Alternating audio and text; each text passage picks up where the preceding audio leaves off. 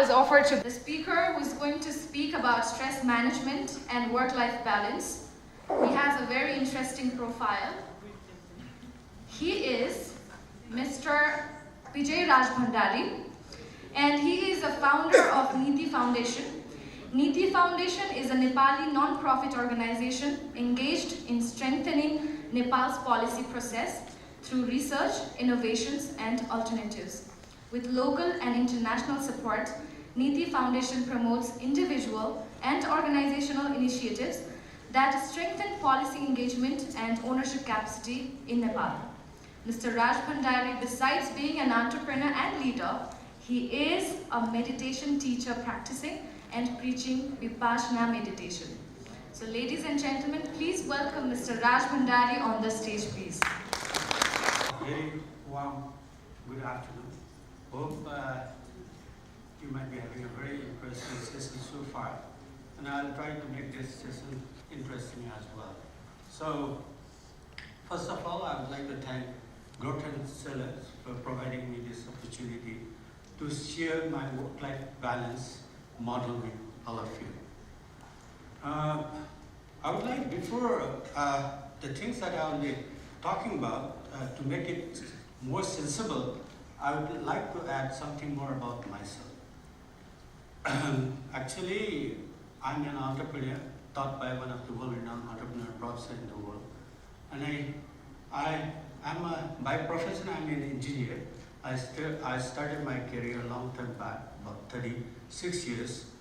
And then, in order to achieve success in the life, in order to be competent as anybody else in the world, I went to US for my further education, which I call it a 3 is education, exposure, and experience. So I gained that. I worked with one of the biggest construction company in the capacity of construction manager in US. Was very successful and came back in Nepal to develop our nation through entrepreneurship. So we had a very different models that has been offered to me, but I choose the worst one. I want to be a contractor. I had a vision that without construction, the country cannot develop. So, but I have a different model, very unusual model. So it's a different development to entrepreneurship. I don't want to waste time. I want to have exponential growth, and I want to do something very differently. So I chose this particular integration. So all these models was there, and within a very short span of time, we've been able to establish about 28 ventures in diversified field. We started as a contractor, and then we become one of the biggest real estate developer in the country. Then we started with industries, then we started with engineering firms, then we started with trading firms, then we are into policy, we are into healthcare center. You might be knowing about Grande International Hospital. So I was the founder and initiator of that venture. And then now into hydropower development, we are coming up with hydropower journey concept where we will come in a very different way. And then we are also into hospitality sector. Now we have come up with this tourism destination development concept. So why this has been possible?